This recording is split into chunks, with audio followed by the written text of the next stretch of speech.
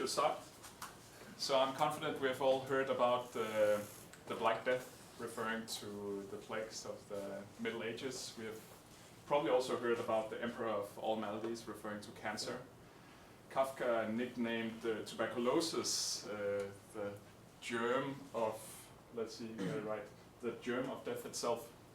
So today we're gonna hear another story, a story told by Mikkel from BMB, assistant professor. A story that is called, I guess, the cloak of invisibility, the story about the captain of the men of death. Yes, the story of the bacteria Streptococcus pneumonia. And we all, of course, very excited to hear that story. So Mikkel started out as an undergraduate student here at SDU before moving with Professor Ken Gerdes to Newcastle University, where Mikkel then eventually got his PhD. And then Mikkel returned for a few years here to SDU to do his postdoc. Did a second postdoc in, let me pronounce this right, Jan Willem Wiening's group in the Netherlands, in Groningen. And again, luckily for us, Mikkel then once again decided to return to Odense, where he then since 2016, last year, has been heading his own research group.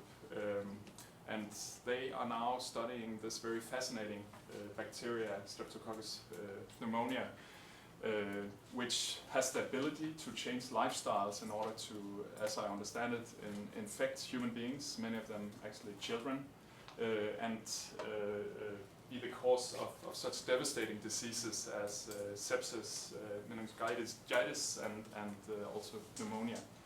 So I guess with that, I'll give the word to you, Mikkel, and we're very excited to hear a story.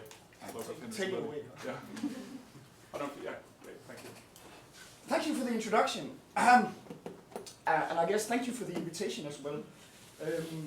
I've really looked forward to this day, also because I get to talk about my favorite topic, which is the Streptococcus pneumoniae. So today I was a bit unsure of what I wanted to talk about. It should be something exciting and something in this room, something curious. And I realized, and I think this is how most scientists actually operate. The experiments that you are conducting right now, they are the most exciting ones. So this is what I'll talk about today. The projects that we have in the lab that are ongoing right now. So they are not finished, none of them. And even though it seems that it's different projects, I think they very much tell the exact same story. And I think you'll agree with me when we're done for today. The cloak of invisibility, I think the title will become evident to everyone in a couple of slides' time. So, but as I said, all the projects are telling the same story. And I think for today, our story will begin over 100 years ago with this guy, Sir William Osler. He was a Canadian physician, and he was the guy who actually coined the term the captain of the men of death. So he was also studying this bacteria, Streptococcus pneumoniae, and in 1904 he said that in the mortality bills, surely the pneumococcus has become the captain of the men of death.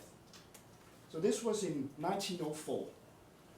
In 1904, Streptococcus pneumoniae was the most widespread and fatal of all of acute infectious diseases. We've had a century of medical advances, the development of vaccines and antibiotics. But by and large, this statement is as true today as it was then. So let's have a look at the bug itself, the Streptococcus, the pneumococcus in short. It looks like this. It grows in these chains, like pearls on a string. They only have one natural habitat, and that's humans.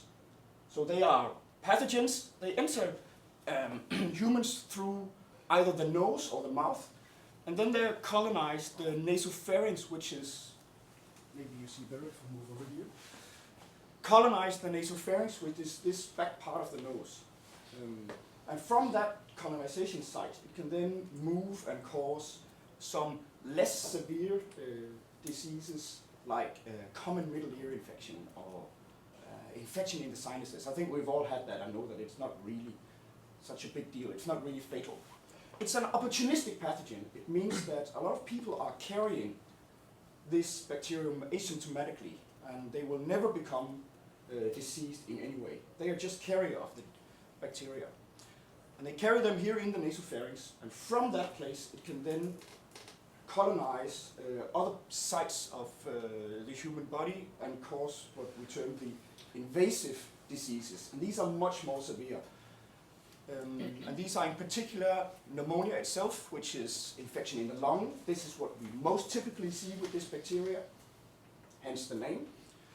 It can also travel up and cross the blood-brain barrier into the cerebral spinal fluid, causing meningitis, or it can just cause a persistent infection in the bloodstream bacteremia. Needless to say that if left untreated, most of these diseases are often fatal. And the bacteria itself, for that to really be virulent, that is the ability to cause disease in its host, they have this capsule structure surrounding the individual cells. The capsule is a thick layer of polysaccharides composed mostly of just simple repeats of sugars. And the capsules surround the bacteria like you see in this image here. But before we go on and talk much more about this capsule, I'll just talk a little bit about the persons who are actually at risk of catching some of these horrible invasive diseases. And in particular, it's old people and it's children. Children 5 years of age or younger. They are the particular risk groups of catching these diseases. There's also a geographical component to this, where we see that these invasive diseases are much more predominant in resource-poor countries in Asia and in Africa. But if we just look at the children alone on a worldwide basis, pneumococcus itself is responsible for the death of more than 1 million children every year. This is really quite a significant number. It's 11% of the total deaths in that age group alone. And these are numbers that are excluding HIV and AIDS patients. And I think, as you know, most of these patients, they end up succumbing to common pneumonia as well. So these are not included in these numbers. It's just pure disease in healthy beings. It's not, I guess I'm really far away from the computer. It's also the children who are carrier of the bacterium itself. In particular, that's those small children of 5 years or younger. It turns out that a kindergarten is the perfect incubator for streptococci, where in kindergartens, this is also true in Scandinavian countries where the carriage rate can be up to 100% in kindergartens. So the kids will share toys as they would share their streptococci as well. And the different bacterial strains, they will circulate within the kindergarten, and the children will bring it home to their parents, to the adults. When we then look at the carriage rates in adults, it's much more diverse, but if you're a parent to young children, you're much more likely also to be a carrier of streptococcus. It's not with these diseases that we are completely helpless to do anything. As I said, we've had a century of great discoveries, particularly in antibiotics, of course, and there is also an effective vaccine against streptococci. There's just two things to note. I won't really talk about too much about it, but the World Health Organization, the streptococci, as with most other infective bacteria, they are now becoming increasingly resistant to antibiotics. So the resistance of the pneumococcus now has a worldwide distribution, which is of great concern according to the World Health Organization. But of course we do have the vaccines, right? We do have effective vaccines. With vaccines, there's just another concern to consider. And that's something called serotype displacement. So currently there are 98 different serotypes of streptococcus. A serotype basically means that the capsule comes in 98 different flavors. There are 98 different chemical entities making up the capsule structure. The vaccine is called PCV13. It was introduced as part of the Danish National Vaccine Program in 2007. The number you should look for is 13. It means that the vaccine is currently covering 13 of the 98 different serotypes of streptococci. And what serotype displacement means is simply that, yes, we do have a vaccine and it is very effective. So when we vaccinate at this point, the serotypes covered in the vaccine, they of course rapidly decline, but that just leaves room for the types that are not covered in the vaccine, and they will just basically take its place instead. And as you can see, the overall rate of carriage, that doesn't really change.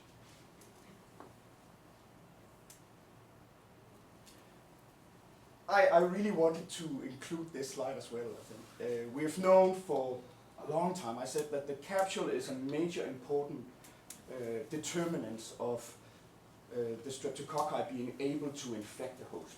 We've known that since the Second World War, and this guy, Oswald Avery, I think he did one of science's most famous experiments. So he was working with streptococcus as well. And what he had was, he had some live cells that were non-virulent, so they are not capable of causing disease. And he mixed those with a virulent strain, so it is capable of causing disease, but heat killed those cells. He mixed them in a 1-to-1 ratio. He split them in 2 tubes, and in one tube he removed the proteins, in the other tube he removed DNA. I'll just remind you that the flow of the genetic information, of course, is that the DNA, the blueprint of the cell, it doesn't really do anything. It needs to be copied into RNA, and that RNA is translated into the functional workhorse of the cell, the proteins. So what he did was he removed the DNA in one tube and the proteins in the other tube, and then he then fed those tubes to mice. And what he saw was that when he removed proteins, the mouse died, but if he removed DNA, the mouse lived. So by this experiment, he concluded that somehow the virulent strain is capable of transferring some of its infectious traits to the non-virulent strain. And it was the DNA that did it. So by this experiment, he proved to everyone's satisfaction that it is the DNA that is the carrier of genetic information, and not proteins, which was actually a common belief at the time. This was in 1944, and what Avery didn't know at the time, but what we know now, is that the reason the mouse all of a sudden died from the non-virulent strain, what was transferred from the virulent to the non-virulent strain, were the genes that are responsible for producing that capsule polysaccharide structure. So from this experiment, we also know today that the capsule is actually the most critical part of the pneumococcus during that infection cycle. Without it, the strains are simply not capable of causing any disease. So you'll see that exactly why Avery's mouse was dying. We'll see that in a minute. For now, this is to help you, just to walk you through the next couple of experiments. This is something we do a lot, is that we tag the different cells with fluorescent proteins. I hope there are no red-green color lines, actually. If so, I'm sorry. What we do have is that we can label the cells that are capable, that produce a capsule with a green fluorescent protein, so they are green. You will see the capsule in this image as this black halo around the individual cells. And what we also do is we can then make a mutant, so it is a strain that is not capable of producing a capsule, and we will label that with a red fluorescent protein. And simply by just looking at the colors, we will know exactly if that particular bacterium is producing a capsule or not.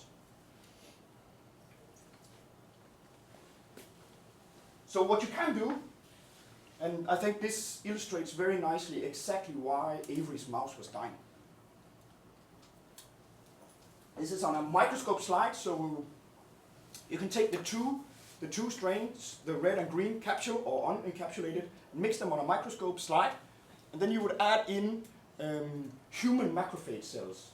So the macrophages are immune cells. They are really the policemen of the human body. They are on a seek and destroy mission where they would hunt and look for foreign bacteria, and when they encounter them, they will just eat them, kill them. So, and when we mix them like that, whoops.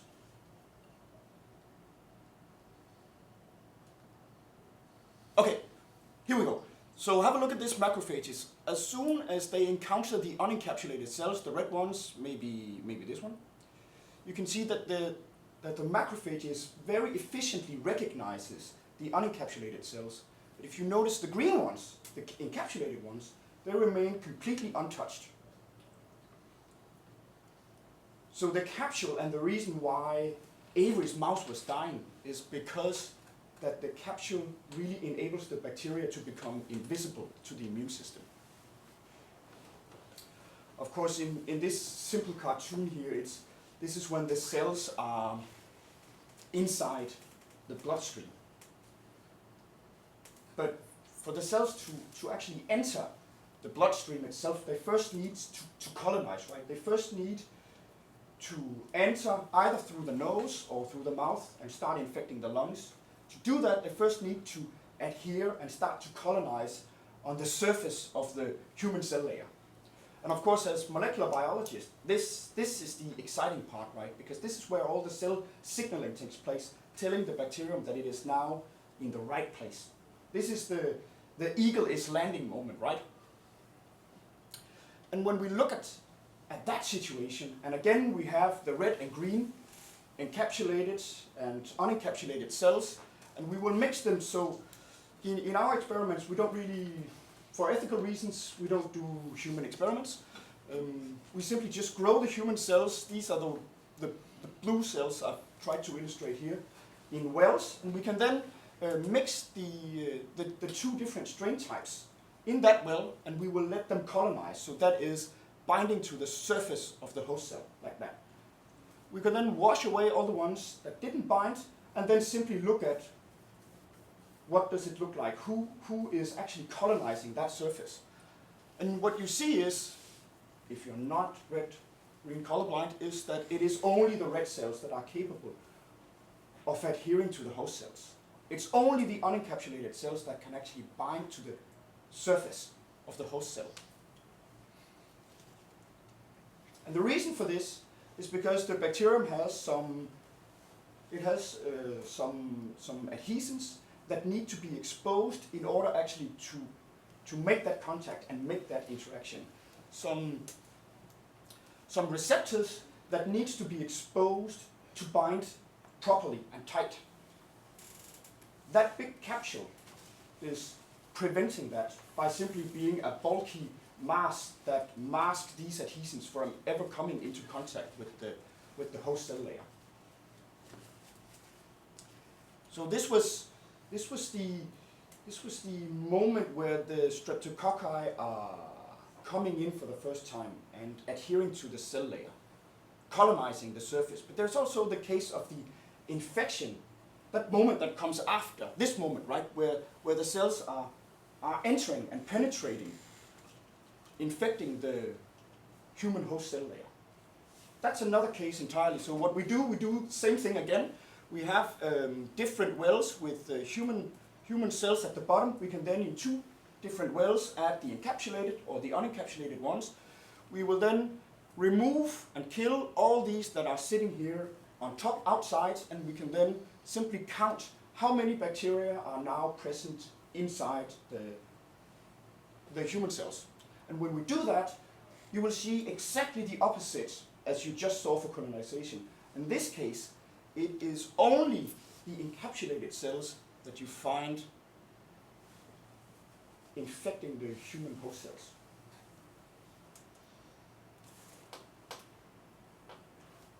This slide was just for you to appreciate the dynamics of this capsule structure.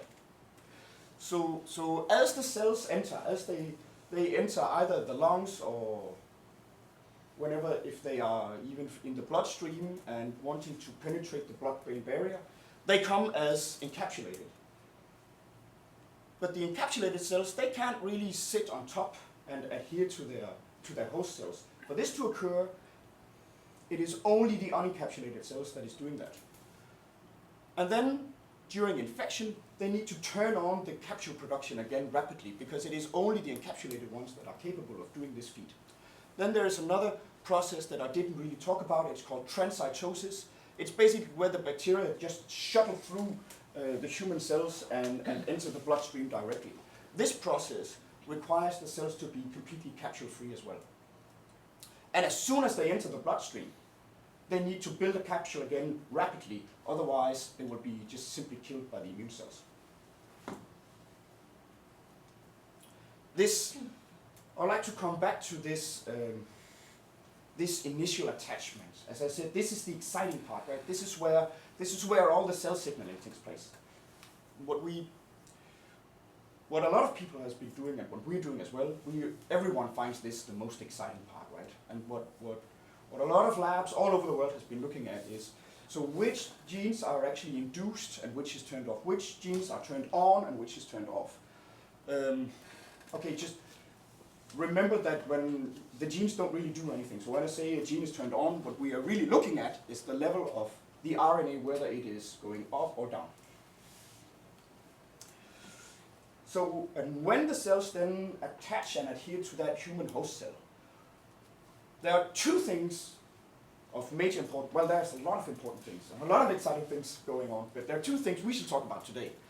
And that is, you'll notice that the genes responsible for producing the capsule, their expression is decreasing. I think that's not really as a surprise, is it? You just saw that it is absolutely critical for the cell to bind to the host cell that they need to have capsule removed. So it makes perfect sense that the gene expression is declining. What is perhaps a surprise is that genes for competence, they are massively induced.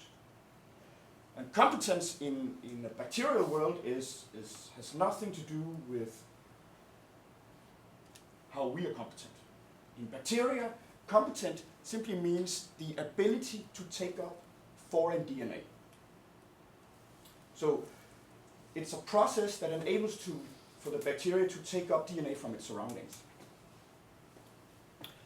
And it's a cascade reaction. So here's an outline of a cell, a bacterial streptococcal cell, and it's a response that is initiated when the cell senses a stimuli. In this case, for competence, it's called CSP, or competent stimulating peptide. The cell senses this signal, and then it relays this signal through the cell, and that involves a lot of different genes that are turned off at this point. Some are the genes that are encoding the proteins that are actually required to take up the DNA from the surrounding itself. But there's another thing happening at this point. That is that when this particular cell senses CSP from its surrounding, it will start to produce CSP itself, and it will transport it outside the cell. Now this would lead to a further stimulation of this cell to produce even more CSP. So this is a positive feed-forward loop that will just lead to the stimulation and production of even more and more and more CSP. This is exciting. We'll come back to that in just a minute. For now, I just want you to draw your attention to this protein. It's called Lid-A. I think Lid-A, it may be one of nature's most exciting proteins. It may not look like it, but it certainly is. So when Lid-A is induced, it travels to the cell wall, and then it will start to degrade the cell wall. Remember that, okay, I didn't tell you yet, but the capsule is not the cell wall. The capsule is sitting on top of this part, right? So when Lid-A starts to degrade the cell wall, it's like wearing a t-shirt. And if you're wearing a sweater at the same time and you take off your t-shirt, you also end up taking off your sweater, right? You just saw that competence is induced when the cells are touching the human host cells. So of course we were wondering if this is not necessarily a process because the cells want to take up DNA from the surroundings. No, rather it's a process that enables the bacterium to shed their capsule. This important part. So the way we do these experiments is that we, in a test tube, we will have the bacteria, and then we can add that competent stimulating peptide. We wait a little bit, then we spin down the cells to the bottom. So if competence is inducing the cells to shed their capsule, we will find the capsule material up in this liquid phase. So it's a matter of taking that liquid and ask, do we see any capsule? So running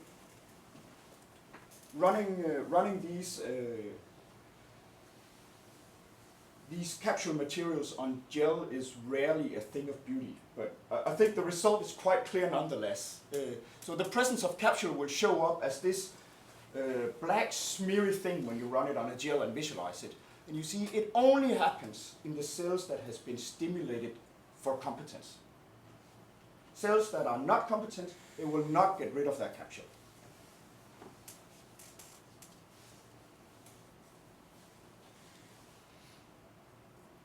I just mentioned that about the positive feed-forward thing. And I think almost per definition as a geneticist, these are interesting. And the reason for this is that positive feed-forward loops, like the one you just saw, they have the ability to create a bistable population. A bistable population, so I tried to illustrate it in this imaginary graph here.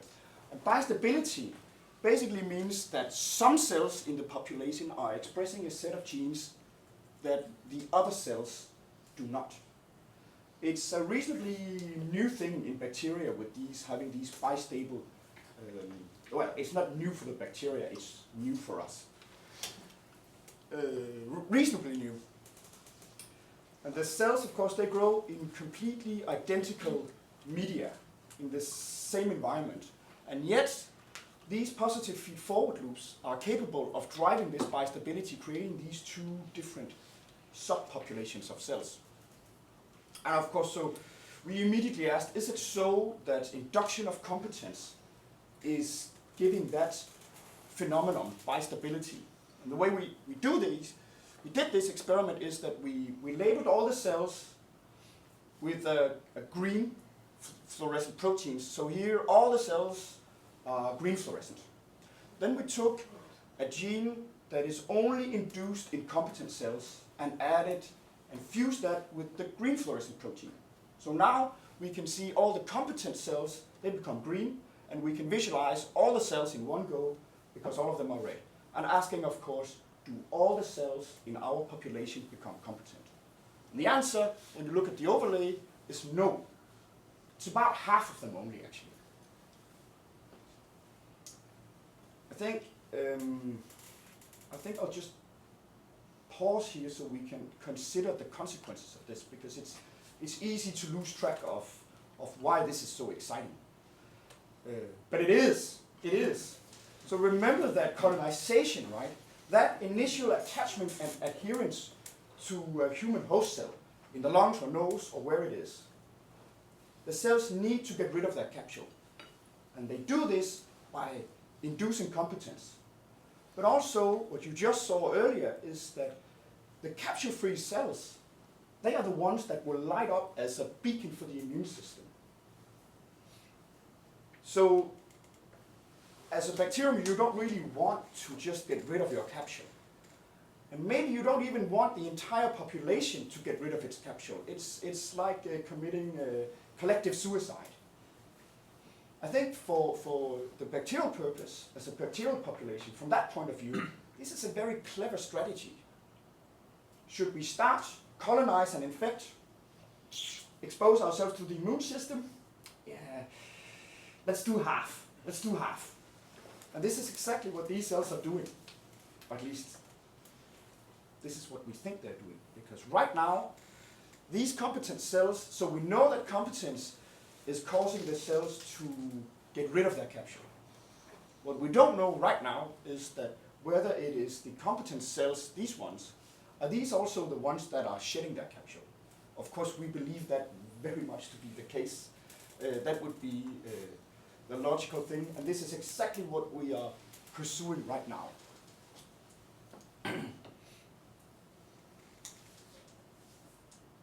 Now I'll just pause here and leave leave these competent cells alone and move on.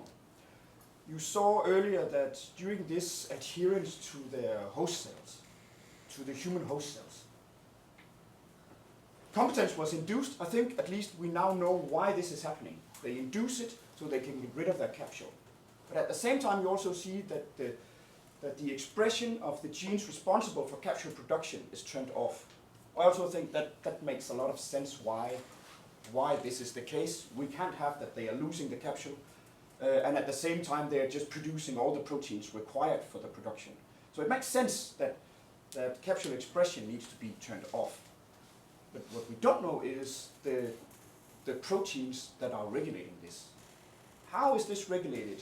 Or which genes are responsible for controlling capsule production? We wanted to look into that. And for this we made an unbiased genetic screen where we looked for capsule regulators. So we used transposons, which are movable genetic elements. For today, we don't really need to go into details with exactly what transposons are and what is happening. Just note that transposons are discrete DNA segments that has the ability to integrate themselves at random positions on the chromosome. So one transposon would go in, if it inserts itself in a functional gene already, you would disrupt that particular gene, creating a single gene knockout. We can then do that thousands of times and creating a library each consisting of different mutants with single gene knockouts, and some of them, just a few, they would have a gene knockout in a gene that is responsible for capsule production. So that cell would not produce a capsule, then it's just a matter of finding and isolating that cell and ask, where did the transposon go? Okay, I said it's a simple matter of finding these cells. It is very much looking for a needle in a haystack. So we needed to come up with a way where we could identify the needle, so to speak.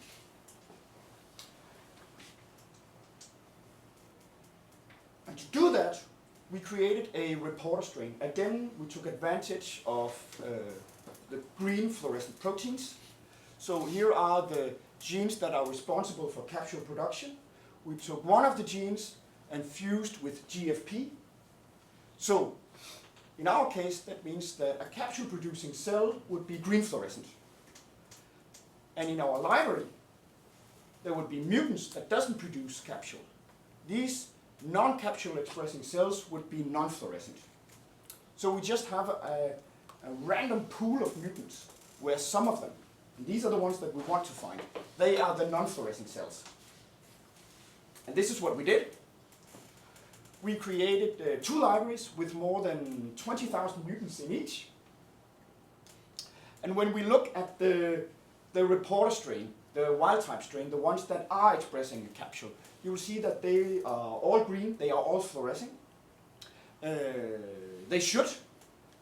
It's not that the entire cell is green fluorescent, it's just that they are fluorescent at mid-cell. This is because all the capsule producing genes, they cluster like this at mid-cell and then produce the capsule from the center and out toward the cell poles. So, but they're all green. In our library, what we are looking for, of course, are the ones that are non-fluorescent. These are the interesting ones, like this one. So what we do is use fluorescence activated cell sorting, or FACS. It's basically just a machine that takes all the green cells, put them in one tube, and all the non-fluorescent cells and put them in the other tube. So all the green cells, we throw them out, right? We are not interested in those. We're interested in the ones that are non-fluorescent. So we can isolate those, and this is exactly what we get. A complete isolation of cells that are non-fluorescent. And then it's just a matter of asking, so where did all the transposon go in those cells? And this is what it looks like. Here are the 2 different libraries. Streptococcus has a circular chromosome, and basically each spike in this diagram, the higher it is, the more mutants we have isolated where a transposon is sitting at this particular location.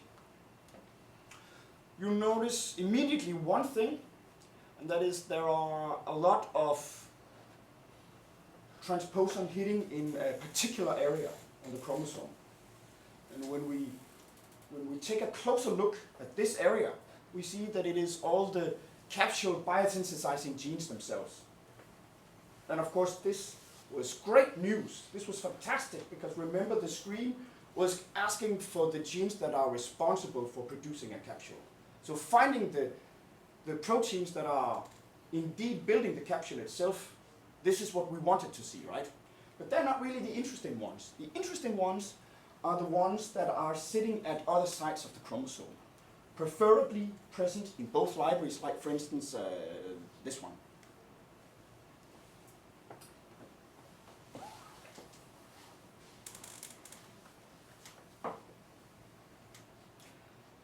I would love to say that figuring out how this one is regulating capsule is as easy as it looks. Unfortunately, genetics rarely is. No, we are not just waiting for positive review in science, not yet. It's a bit more complicated than that.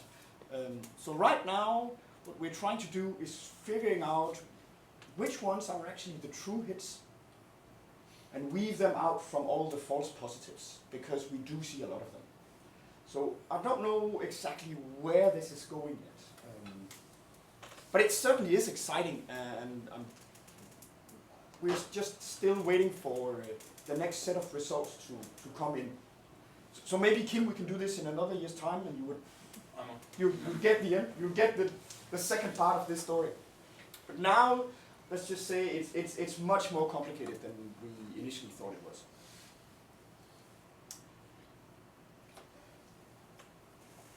I think with this is usually the time where I would put in a lot of conclusions. I didn't do that today because I thought that if you've forgotten everything I ever said now, I just want you to remember one thing when you leave this room. So I put that here, and that is basically that the pneumococcus capsule structure, it is absolutely critical for its ability to infect its hosts, humans, and it is a very dynamic thing where it rapidly needs to build it and degrade it again depending on the different niches, the different sites in the body where it is locating at this particular moment.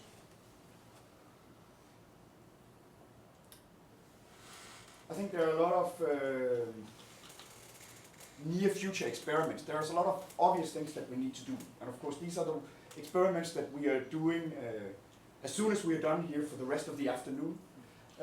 I will leave you with a few bit more open questions actually that we want to figure out some point down the road. And that is, we know now, I think, why competence is induced. It's induced such that the cells can shed their capsule. We don't know how they do it. How it's a signal they send CSP, right? But how does that start? It's something the cells are producing themselves. So how is competence triggered in the first place? This is something that I think is the next big exciting thing. And of course, with this, can we inhibit this competence?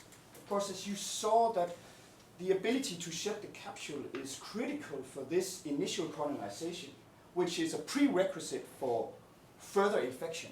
So inhibiting competence, that could be novel drug targets for inhibiting the onset of disease altogether.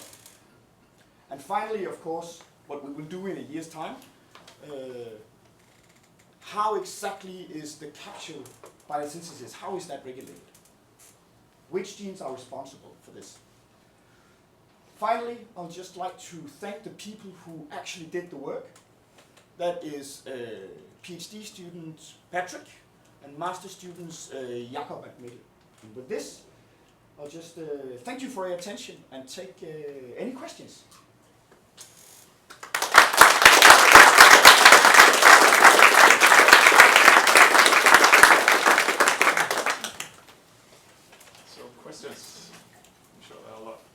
I hope so. And not just from the front row here, but all the microbiologists. I guess you'll just... I'll start. Yeah, go. Do you think that the competence is important as DNA transfer, or is it just a byproduct of breaking down the cell wall and releasing the capsule? Competence is important. So there's a lot of things that I actually didn't have the time to talk about. It has just been published now. So in the nasopharynx, where the pneumonia cells are sitting, right, they're in fierce competition in that area with other bacteria, in particular Haemophilus influenzae and Neisseria meningitis. So they are constantly battling for territory. And what we just know now is that when competence is induced, there's also a set of proteins that is triggered that is killing off its competitors. And the streptococci is then just stealing its DNA and using it. So it's not just something that's a byproduct because of capsule shedding. It's also something that they actively use.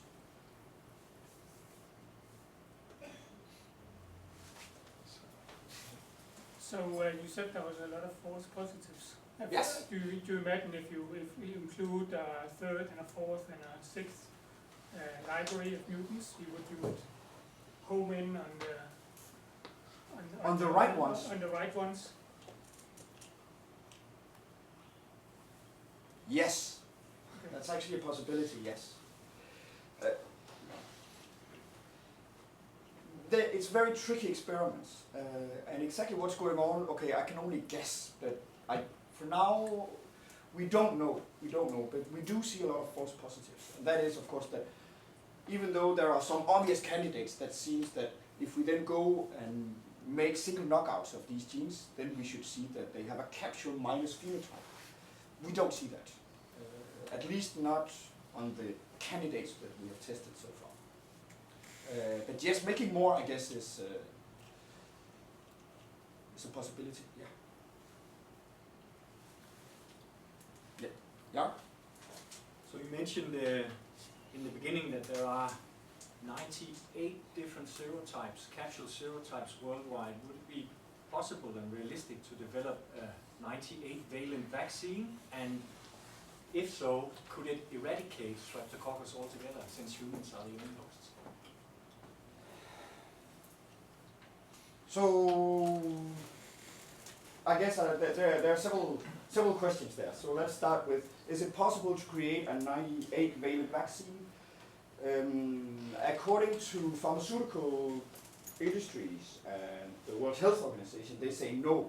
It's simply impossible to make a complete 98-valent vaccine. It's simply too expensive to do that. And it's also a lost cause because there are currently 98, but I think just last year there were 93. So there's just all the time more and more new serotypes coming along. I think that answers the second part of your question. I think it's a lost cause to eradicate them altogether by having a vaccine like this, because there will simply be new serotypes coming along the way. Kind of related to this question, you were quoting carriage rates in adults and children Yes. for Streptococcus. Presumably, though, from developed countries where practically all children are vaccinated against the pneumococcus. Right? Yeah. So does that then imply one of these two things? Either they're colonised with a serotype that they weren't vaccinated against, or that the vaccination is effective against just simple carriage? The vaccine is not effective against simple carriage. But when we look at these carriage rates, it doesn't really matter which country we look at. This has also been done in countries that are just now adopting the vaccine, like Pakistan, for instance. So there we have data from before and after. And we can see that, so first of all, of course, there is a difference in how virulent the strain, of course, are. The strains that is covered in the vaccine, they are, of course, also the ones that are circulating in the children in the Western countries, right? These are the strains that that is included in the vaccine. So many of them would probably not be as effective in other parts of the globe where other serotypes are dominating. But we do know that the disease of the different serotypes, the number of patients, that is also correlated with the carriage rate. So it's really difficult also to say which strain is actually more virulent. I guess that answered a bit more than I guess. I also have a question actually. Yeah. So are there differences in, so apparently they can give rise to a lot of different diseases depending on where they end up in the body. So Yeah. are there, like with the different serotypes, do they have a better chance of ending up, let's say, causing meningitis, crossing the blood-brain barrier, or? Definitely. Yeah. Definitely. So I think this is in particular true when we actually just look at the vaccines that we talk about, because what is covered in the vaccine, that is predominantly the serotypes that are giving rise to meningitis. So there are certain strains that are much more common to find in meningitis patients than in pneumonia patients, where it will be other serotypes that are causing that type of infection. Can I, one more question then? Sure. If there are no others. So I was really struck by your fluorescent microscopy showing that roughly half of the cells actually were able to go into competence. Do they actively communicate to, so that once a cell reaches competence, it will inhibit the surrounding cells from acquiring competence, or what is the mechanism regulating? Maybe I missed it, but I was. The simple answer is we have no idea. Okay. I guess that's the simple answer. They certainly do communicate. But how they do it in relation to competence, and whether they are, the competent cells are making sure that the cells that are non-competent would stay non-competent. I think it's a bit hard to answer. Also, this bistability, it's also a matter of concentration. If we just add in more and more CSP to the cells, eventually, and given time, they will all become competent. So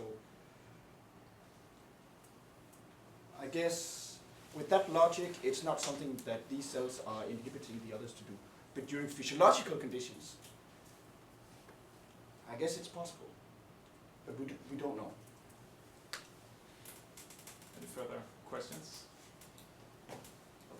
Otherwise, I think we should thank Mikkel for a very exciting talk.